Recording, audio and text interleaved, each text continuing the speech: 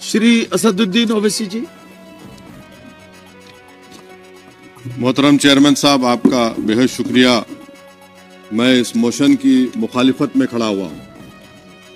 Sir, मैं शुरुआत में हबीब जालिब का एक शेर पढ़ना चाहता हूँ। आप उर्दू जानते हैं और लॉ मिनिस्टर भी उर्दू जानते हैं। हबीब जालिब ने कहा था कि हुक्मरान हो गए कमीने लोग, खाक में मिल गए नगीने लोग, हर मुहिब वतन जलील हुआ, रात का फासला तवील हुआ, आमिरों के गीत जो गाते रहे वही नामो दाद पाते रहे, रहजनों ने रहजनी की थी, रहजनों ने रहजनी की थी, रहबरों ने भी क्या कमी की थी। सर, मैं अभी सुन रहा था हमारे शिंदे ग्रुप के शिवसेना के पार्टी लीडर अपनी तकरीर कह रहे थे। कहा कि 6 दिसंबर में जब बाबरी मस्जिद को शहीद किया जा रहा था तो उस वक्त के वजीर आजम नरसिम्हा राव पूजा कर रहे थे।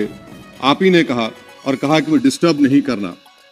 तो ये बड़ा अजीब मौका है कि बीजेपी की ताईदी पार्टी कह रही है कि नरसिम्हा राव ने कहा कि मुझे डिस्टर्ब मत करो, मैं पूजा कर रहा हूं, और जिसने रथ यात्रा निकाला, इन दोनों को मोदी सरकार ने इस मुल्क का सबसे बड़ा सिविलियन अवार्ड दे दिया, सबसे बड़ा सिविलियन अवार्ड दे दिया। तो ये बताता है कि इंसाफ जिंदा है या जुल्म को बरकरार रखा जा रहा है।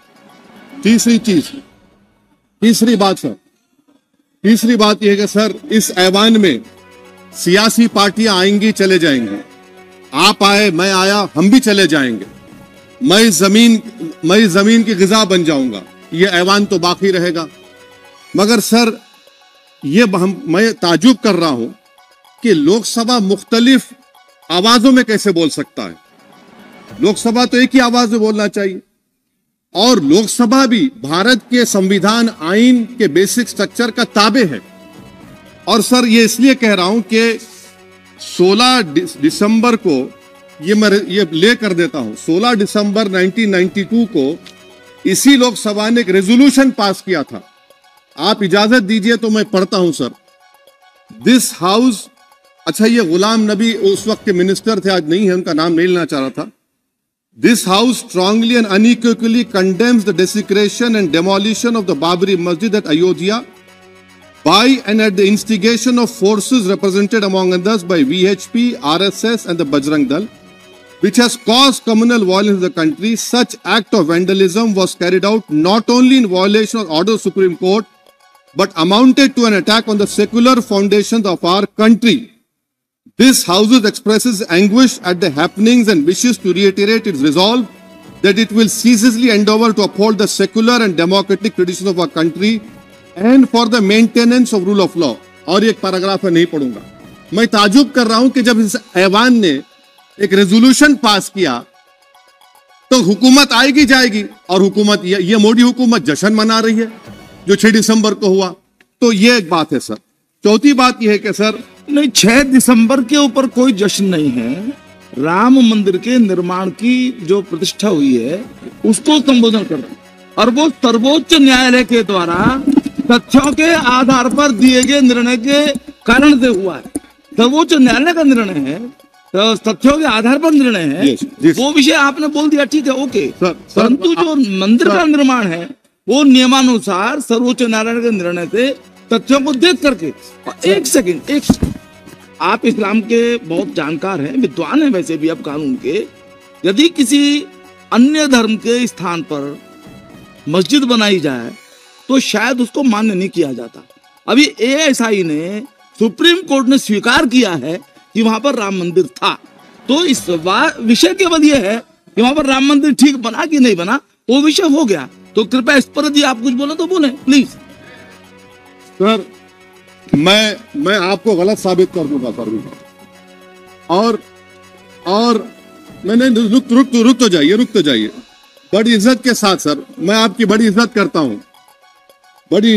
हूं सर। आपको मैं कोट कर रहा हूं सुप्रीम कोर्ट का जजमेंट, पैराग्राफ 1222 रोमन 17, उसमें लिखा गया है, The destruction of the mosque took place in breach of the order of status quo and the assurance given to this court, the destruction of the mosque and obliteration of Islamic structure was an egregious violation of the rule of law. Egregious का मतलब जो छोटी मोटी अंग्रेजी में आती है वो क्रिमिनल एक्ट कहा। और सर आपने कहा था कि वहां पर मंदिर को तोड़कर बनाया गया। सर मैं आपके सामने ये तमाम चीजें लेकर दूंगा, सुप्रीम कोर्ट के जजमेंट के पैराग्राफ्स हैं जिसमें सुप्रीम कोर्ट ने एएसआई की रिपोर्ट को नकारा। उन्होंने कहा कि मंदिर को तोड़कर मस्जिद नहीं बनाई गई थी। सुप्रीम कोर्ट ने कहा, ये सुप्रीम कोर्ट ने कहा। अब और मैं रख दूंगा, आप पढ़ लीजिए, आप पढ़ लीजिए। अच्छा सर मैं अपनी तकरीर पर आ जाता हूं, मैं अपनी तकरीर पर आ जाता हूं सर। तो मैं अपनी बात कर देता हूं सर। तो मैं ये पूछना चाह रहा हूं कि क्या मोदी सरकार एक समुदाय, एक मजहब की सरकार है या पूरे देश के मजाहिब को मानने वालों की सरकार है? जिसको नहीं मानते उनकी सरकार है, हमको बता दीजिए। क्या मोदी सरकार सिर्फ एक फिक्र और नजरिया हिंदुत्व की सरकार है? क्या इस देश का, इस गवर्नमेंट ऑफ इंडिया का कोई मजहब है? इस वतन अजीज सबके मजहब को मानता है। सर मेरा मानना है कि इस देश का कोई मजहब नहीं है। क्या ये सरकार 22 जनवरी का पैगाम देकर यह बताना चाहती है कि एक मजहब को दूसरे मजहब के मानने वालों पर गलबा और कामयाबी मिली?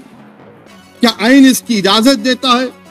क्या ये पैगाम आप जब ऐवान से दे रहे हैं तो 17 करोड़ मुसलमानों को आप क्या पैगाम दे रहे हैं, ये मैं आप पर छोड़ता हूं। सर 49 में धोखा हुआ, 86 में धोखा हुआ, 92 में धोखा हुआ, 2019 और 22 में भी इस ऐवान के जरिए हमको धोखा दिया जा रहा है।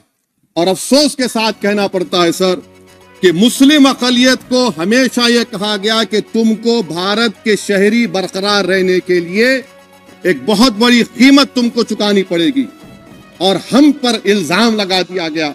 सर क्या मैं बाबर का स्पोक्स पर्सन हूं? क्या मैं जिना का स्पोक्स पर्सन हूं? क्या मैं औरंगजेब का स्पोक्स पर्सन हूं?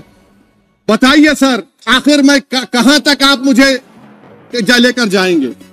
दूसरी बात यह है सर, दूसरी बात यह है कि फिर 6 दिसंबर के बाद देश में फसाद हुआ, नौजवानों को टाडा में डाला गया जो बूढ़े होकर निकले। यकीनन आपकी सरकार नहीं थी, आपकी सरकार नहीं थी। अच्छा बल्कि मैं तो मर्यादा पुरुषोत्तम राम की इज्जत करता हूं, मगर मैं नाथूराम गोडसे से नफरत करता हूं। मेरी नस्लें नफरत करती रहेंगी क्योंकि नाथूराम गोडसे ने उस शख्स को गोली मारी जिसके जबान से आखिरी लफ्ज निकले हे राम। सर छठी बात यह है कि 87 में मलियाना हाशिमपुरा हुआ, 83 में नेल्ली हुआ, 44 में जम्मू में नस्ल कशी हुई, 2022 में हल्दीवानी में कत्ल हुआ। इतने धोखे सबसे बड़े किसको दिए गए? असदुद्दीन ओवैसी को दिए गए। मगर फिर भी मुझसे ही कहा जाता है कि वफादारी को तुम साबित करो अपनी ओवैसी। सर आज भारत के 17 करोड़ मुसलमान अपने आप को अजनबी और एलिनेट महसूस कर रहे हैं। मैं बहुत बड़ी नाइंसाफी होती है, सर ये कोई तारीखी नाइंसाफी को इंसाफ नहीं किया जा रहा है। स्पीकर सर अंग्रेजी में स्पीकर सर केवल एक प्रश्न का जवाब ओवैसी साहब दे दें कि बाबर को वो आक्रमणकारी मानते हैं या नहीं मानते? पुष्पमित्रा संघा को आप क्या मानते हैं? बताओ, पुष्पमित्रा संघा को आप क्या मानते हैं? जम्मू के वो, कश्मीर के वो राजा को क्या मानते हैं जिसके पास एक फौज थी मंदिरों को तोड़ने के लिए? आप क्या मानते हैं? यही तो मैं कह रहा हूं कि निशिकांत दुबे 47 में आजादी मिली, असदुद्दीन ओवैसी से बाबर की बात पूछ रहे हैं। तुम गांधी की बात पूछते, तुम बोस की बात पूछते, तुम जलियांवाला बाग की बात पूछते, तुम काला पानी में जो मुसलमान शहीद हो गए उनकी बात पूछते, मगर बाबर की बात पूछी जाती है। तो सर मैं आपको बता रहा था, खामखा डिस्टर्ब किए सर, मुझे मेरा वक्त ले लिए निशिकांत दुबे। सर मैं आपसे कह रहा था मोदी हुकूमत ये पैगाम दे रही है भारत के मुसलमानों को कि जान बचाना है या इंसाफ चाहते हो। मैं कह रहा हूं मैं भीख नहीं मांगूंगा, मैं इस नंगी तासुब को कबूल नहीं करूंगा। मैं दूसरे दर्जे के शहरी के मौक़िफ़ को कबूल नहीं करूंगा। मैं अपनी शनाख्त को नहीं मिटने दूंगा। अब मैं झूठी और दिल फरेब बातों पर हरगिज भरोसा नहीं करूंगा। मैं वो काम नहीं करूंगा जो बीजेपी और नाम निहाद सेकुलर पार्टियां चाहती हैं। मैं वो काम करूंगा जो आपको पसंद नहीं है, संविधान के दायरे में रहकर। सर, कंक्लूजन में मैं आपको बताना चाहता हूं कि आज इस देश को किसकी जरूरत है। इस देश को अयोध्या में, तारीख शायद नहीं पढ़ते होंगे, मौलाना अमीर अली कौन थे, पुजारी बाबा रामचरण दास कौन थे, अयोध्या के पुजारी थे। दोनों ने मिलकर अंग्रेजों के खिलाफ जंग लड़ी थी और दोनों ने, अंग्रेजों ने इनको गिरफ्तार किया और एक पेड़ पर मौलाना अमीर अली को और पुजारी रामचरण दास को फांसी दे दी गई। देश को इनकी जरूरत है। देश को शंभू प्रसाद, अचन खां, ये राजा देवी बख्श सिंह के फौज में थे, अंग्रेजों से मुकाबला किया, मुसलमान की लाश को जला दिया गया और शंभू प्रसाद को दफना दिया गया। इस देश को यह जरूरत है। देश को बाबा मोदी की जरूरत नहीं है। आज भारत को अयोध्या के मौलाना अमीर अली और रामचरण दास, अचन खान, शंभू खान की जरूरत है। सर, मैं अभी सुन रहा था ये नाम निहाद सेकुलर पार्टियों के बयानात को। क्या होता है सर, आप, खत्म कर रहा हूं, क्या होता है सर, जब काजी साहब गवाहों को लेकर दुल्हन के पास जाते कि तुमको निकाह कबूल है, तो दुल्हन शर्मा के खामोश बैठ जाती।